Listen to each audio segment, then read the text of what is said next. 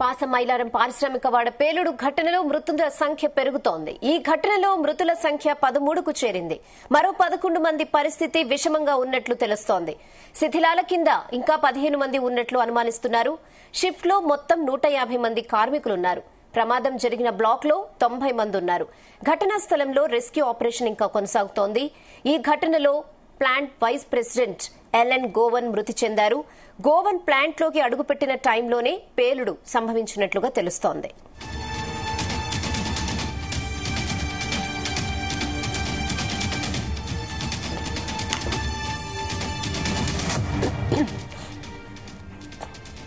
పరిశ్రమల్లో భద్రతపై త్వరలోనే ఓ కమిటీ వేస్తామని మంత్రి వివేక్ తెలిపారు. అధిక పని గంటలపై కార్మికులు ఫిర్యాదు చేస్తే లేబర్ కమిషన్ దర్యాప్తు చేస్తుందన్నారు. మరోవైపు సిగాచి పరిశ్రమ ఘటన దురదృష్టకరమని మంత్రి దామోదర రాజనరసింహ అన్నారు. ప్రమాదం జరిగిన తర్వాత అన్ని విభాగాల అధికారులు సత్వరమే స్పందించారని, ప్రమాదానికి గల కారణాలను ఇప్పుడే చెప్పలేమని అన్నారు. ఈ పరిశ్రమలో మైక్రో క్రిస్టలైన్ సెల్యులోజ్ అనే పౌడర్ తయారు చేస్తున్నట్లు చెప్పారు. గత 40 ఏళ్లుగా ఈ సంస్థ పనిచేస్తోందన్నారు.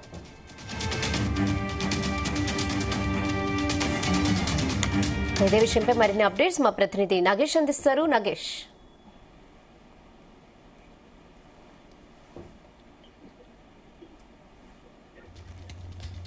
నాగేష్. రంగారెడ్డి జిల్లా పాషంమైలారం సమీపంలో ఉన్న సిగాచి కంపెనీలో జరిగిన ప్రమాదానికి సంబంధించి అయితే ఇప్పటి వరకు 10 మంది చనిపోయినట్లుగా ఐజీ నాగిరెడ్డి ఫైర్ సేఫ్టీ ఇప్పుడే చెప్పారు. అయితే ఈ ప్రమాదానికి గల కారణాలు ఏందనేది పూర్తి స్థాయిలో అధ్యయనం చేస్తున్నామని చెప్పారు. మొత్తంగా ప్రమాదం జరిగిన తీరును చూస్తే పరిశ్రమల శాఖ కొంత విఫలమైనట్లుగా తెలుస్తుంది. అంటే రక్షణ భద్రతాపరమైన చర్యల విషయంలో ఎలాంటి ప్రమాణాలు పాటించకపోవడం అనేది ప్రమాద తీవ్రతకు మనకు అర్థం పడుతుందని చెప్పుకోవచ్చు.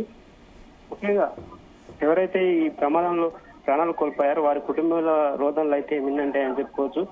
తెలంగాణతో పాటు ఇతర రాష్ట్రాల వారు కూడా ఈ దీనిలో ఉన్నారు పరిశ్రమలో కార్మికులుగా. ముఖ్యంగా ఛత్తీస్గఢ్, ఒడిశా, ఇతర ఉత్తరాది రాష్ట్రాల వారు కూడా పనిచేస్తూ ఉన్నారు. వారి కుటుంబీకుల రోదనలు అయితే మిన్నంటాయి. అయితే ఇంకా మృతదేహాలు లోపల ఉన్నాయన్న అనుమానాలు అయితే వ్యక్తమవుతున్నాయి. ఆ రియాక్టర్ పేలిన సందర్భంలో ఏదైతే శిథిలాలు భవనం కూలి శిథిలాలు ఉన్నాయో ఆ శిథిలాల తొలగింపు అయితే కొనసాగుతుంది. ఆ శిథిలాల తొలగింపు తర్వాతే పూర్తిగా ఎంతమంది చనిపోయారనేది స్పష్టత వస్తుంది. అయితే ఈ ఘటనలో మనం ఒకటి పరిశీలించాల్సి ఏంటంటే పొల్యూషన్ కంట్రోల్ బోర్డు కావచ్చు, పరిశ్రమల శాఖ కావచ్చు, నిరంతర పర్యవేక్షణ లేకపోవడం వల్లే ఇలాంటి ఘటనలు జరుగుతున్నాయని మనం తెలుసుకోవచ్చు. ఎందుకంటే ఈ ప్రమాద తీవ్రత ఆ విధంగా ఉంది. రియాక్టర్ పేలుడు సందర్భంగా ఏదైతే శిథిలాలు అక్కడ కూలాయో ఆ కూలిన శిథిలాలను పరిశీలిస్తే భవనం కూడా చాలా పాతదిగా ఉన్నట్టుగా తెలుస్తుంది. దాని ఏదైతే రియాక్టర్ నిర్మాణం జరిగిందో ఆ రియాక్టర్ నిర్మాణం జరిగినప్పటి భవనం అయితే ఉంది. అయితే దీనికి సంబంధించి ఎప్పటికప్పుడు మరమ్మత్తు కార్యక్రమాలు అయితే చేపట్టాల్సి ఉంటుంది. కానీ ఇక్కడ అలాంటివి ఏమీ లేనట్టుగా తెలుస్తుంది. రియాక్టర్ కు సంబంధించి కూడా ఏవైతే ప్రమాణాలు పాటించి ఎప్పటికప్పుడు దాన్ని అప్డేట్ చేయాల్సి ఉంటుంది. కానీ అట్లాంటి చర్యలు మనకు కనిపించడం లేదు. మొత్తంగా ఈ కంపెనీకి సంబంధించి ఎవరైతే యాజమాన్యం ఉంటుందో యాజమాన్యం పూర్తి వివరాలు అయితే ఇప్పటి వరకు వెల్లడించలేదు. అక్కడ పనిచేసే మేనేజర్ కూడా ఈ ఏదైతే ప్రమాదం ఉందో ఆ ప్రమాదంలోనే చనిపోయాడని చెప్తున్నారు. అయితే కార్మికులకు సంబంధించి ఇంతవరకు పూర్తి స్థాయిలో ఎక్స్గ్రేషియా ఎంత అనేది స్పష్టత లేదు. ఎవరైతే ఇతర రాష్ట్రాల నుంచి వచ్చారో వాళ్ళ కార్మికులకు సంబంధించి ఆ ఎక్స్గ్రేషియా కొంత డిమాండ్ అయితే ఉంది. కానీ ఇప్పటి వరకు అయితే ప్రభుత్వం నుంచి స్పష్టమైన ప్రకటన అయితే లేదు. తాత్కాలికంగా అయితే వారికి ₹1,00,000 ఇస్తారని చెబుతున్నారు. కానీ పూర్తి స్థాయిలో ఎవరైతే గాయపడిన వారు, ఆసుపత్రిలో చికిత్స పొందుతున్న వారు, ఎలాంటి అంగవైకల్యం పొందిన వారికి ఎలాంటి సాయం అందిస్తారనేది ఇంకా స్పష్టత రావాల్సి ఉంది. నాగేష్, అంటే రియాక్టర్ పేలుడుపై సంస్థకి సంబంధించిన వాళ్ళు ప్రాథమికంగా అసలు రీజన్ ఏంటనేది ఏమైనా చెప్పారా? అయితే ఈ కంపెనీకి సంబంధించి ప్రమాదానికి గల కారణాలు పూర్తిగా వెల్లడించలేదు. ఎందుకంటే రియాక్టర్ పేలిన తర్వాత కూడా ఇప్పటి వరకు యాజమాన్యానికి సంబంధించి బహిరంగంగా ఎలాంటి ప్రకటన అయితే చేయలేదు. మీడియా ముఖంగా కానీ వాళ్ళు ప్రకటన అయితే చేయలేదు.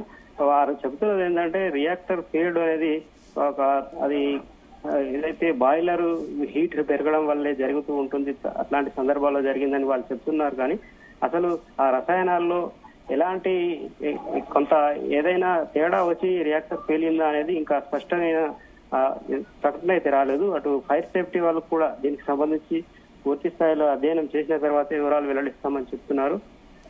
ప్రమాదాలకు సంబంధించి ఎవరైతే క్లోజ్ టీం ఉంటుందో ఆ క్లోజ్ టీం కూడా పూర్తి స్థాయిలో వివరాలు అయితే సేకరిస్తున్నారు. అక్కడ ఏవైతే శిథిలాల కింద ఉన్న కార్మికులు ఉంటారో ఆ కార్మికులకు సంబంధించి కొన్ని అవశేషాలను పరిశీలించి తర్వాత అయితే ఈ రియాక్టర్ పేలుడు సందర్భంలో దానిలో ఏమైనా ఇతర కెమికల్స్ కలిసాయా అనేది ఒకటి అనుమానంగా ఉంది. అయితే గత 40 సంవత్సరాలుగా ఈ కంపెనీ వర్క్ చేస్తున్నప్పటికీ భద్రతాపరమైన చర్యలు సరిగ్గా లేకపోవడమే ప్రధాన కారణంగా తెలుస్తుంది. రియాక్టర్ పేలుడులో గాయపడిన వారిని కదిలించిన అదే చెప్తున్నారు. ఎందుకంటే కార్మికులకు కేవలం జీతాలు ఇచ్చి నెట్టుకొస్తున్నారు తప్ప భద్రతా విషయంలో మాత్రం ఎలాంటి ప్రమాణాలు పాటించడం లేదనే ఆరోపణలు అయితే వినిపిస్తున్నాయి. కానీ ఈ చాలా వరకు ఈ ప్రమాదంలో గతంలో కూడా ఇట్లాంటి ప్రమాదాలు జరిగాయి.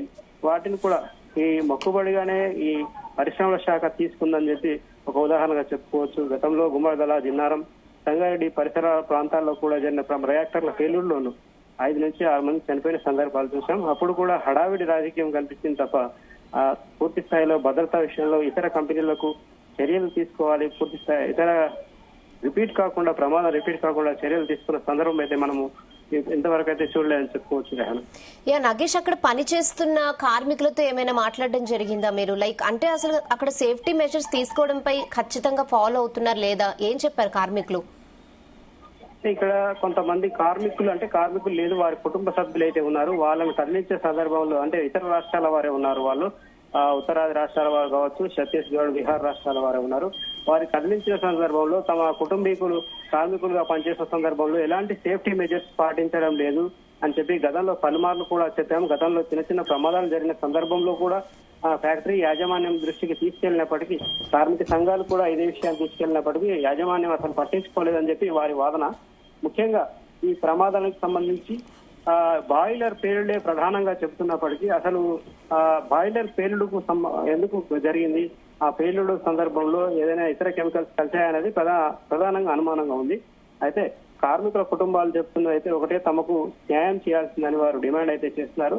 ఇతర రాష్ట్రాల వారు కాబట్టి వారికి అంటే ఇక్కడ నుంచి వెళ్లిపోయే క్రమంలో వచ్చే క్రమంలో వారికి చాలా ఖర్చులు ఉంటాయి కాబట్టి వారికి కూడా కొంత ఎక్కువ సాయం చేయాలని చెప్పి వారు డిమాండ్ అయితే చేస్తున్నారు. కార్మిక సంఘాల నాయకులు కూడా కొంతమంది ఇప్పటికే మంత్రి దామోదర్ రాజేశ్వర్ కూడా కలిసి విజ్ఞప్తి చేశారు. ఎవరైతే ఈ ప్రమాదంలో చనిపోయారో వారికి భారీ స్థాయిలో ఎక్స్గ్రేషియా ఇవ్వాలి, అలా ఎక్స్గ్రేషియా ఇవ్వకుంటే మాత్రం ఇక్కడ ఆందోళనలు కొనసాగిస్తామని చెప్పి వారు హెచ్చరించడం జరిగింది. అంటే ప్లాంట్ వైస్ ప్రెసిడెంట్ కూడా చనిపోయినట్లుగా తెలుస్తుంది కదా, ఆయన సంబంధించిన ఫ్యామిలీ మెంబర్స్ ఏం చెప్తున్నారు, వాళ్ళ డిమాండ్ ఏం చేస్తున్నారు? అయితే ఈ ప్రమాదంలో ఎప్పుడైతే ఉదయం షిఫ్ట్ లో వచ్చిన ప్లాంట్ మేనేజర్ ఉన్నాడో ఆయన చనిపోయిన సందర్భంలో ఆయన కుటుంబీకులను కూడా కలిసి మాట్లాడిన సందర్భంలో వాళ్ళు చెప్తున్నది ఒకటే, కేవలం ఒక ఉద్యోగిగానే చూస్తున్నారు తప్ప యాజమాన్యం ఇది కార్మికుడికి తీసుకోవాల్సిన చర్యలు కావచ్చు, లేదంటే కార్మికులకు అవసరమైన భద్రతా ప్రమాణాలు పాటించడంలో వాళ్ళు పూర్తి స్థాయిలో విఫలమయ్యారని చెప్పి వాళ్ళు అయితే డిమాండ్ చేస్తూ ఉన్నారు. ముఖ్యంగా ఏదైతే ఈ ప్లాంట్ ఉద్యోగులు ఉంటారో వారికి సంబంధించి చాలా వరకు ఇష్యూస్ ఉన్నాయని చెప్పి వాళ్ళు ఆరోపణలు. ఓకే నాగేష్.